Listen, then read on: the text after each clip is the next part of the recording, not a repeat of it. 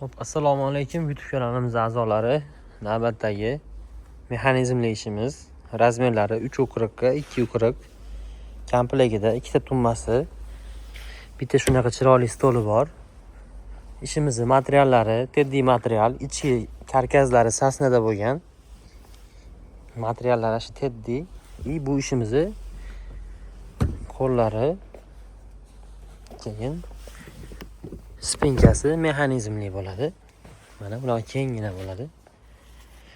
Burchagi hammasi ochiladi. Narxini $720 qilib beramiz. Komplektida 5 ta bo'lishi bor bonusga. Mexanizmlari yaxshisidan qo'yilgan. Oyoqlari bunaqa yong'oq oyoq bo'lgan.